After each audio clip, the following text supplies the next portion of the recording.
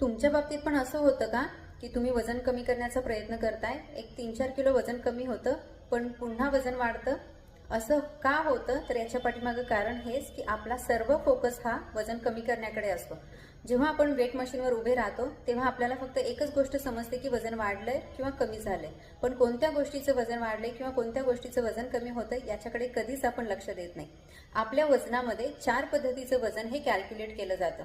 आपल्या शरीरामधील हाडांचं वजन, आपल्या शरीरामधील चरबीचं वजन, स्नायूंचं वजन, आपल्या शरीरामध्ये वेगवेगळे अवयव असतात त्याचं वजन, रक्ताचं वजन, असं म्हटलं जातं केसापासून पायाच्या नखापर्यंत हर एक गोष्टीचं वजन कॅल्क्युलेट केलं जातं.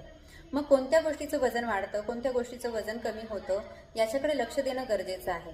जेव्हा वेट लॉस प्रोग्रामकडे आपण लक्ष देतो तेव्हा 2 गोष्टीचं वजन हे कमी जास्त होत असतं. एक म्हणजे शरीरामधील चरबी आणि दुसरं स्नायू, ज्याला मसल्स आपण असे म्हणतो.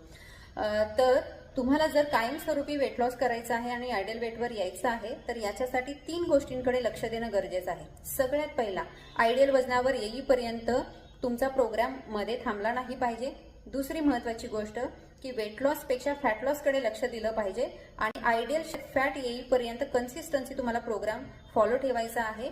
त्याच्यानंतर तिसरी महत्त्वाची गोष्ट की आयडियल मसल येईपर्यंत तुम्हाला काम करत राहायचं आहे. म्हणजे काय?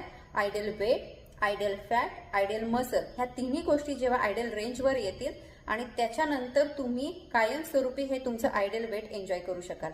ओके. जर तुम्हाला अधिक माहिती हवी असेल आणि हेल्दी वेनी तुम्हाला वेट लॉस करायचं असेल तर तुम्ही माझ्याशी कॉन्टॅक्ट करू शकता. खाली दिलेल्या नंबरवर मेसेज अथवा कॉल करू शकता आणि हा जर व्हिडिओ तुम्हाला आवडला असेल तर तो तुम्ही शेअर करू शकता. Thank you so much.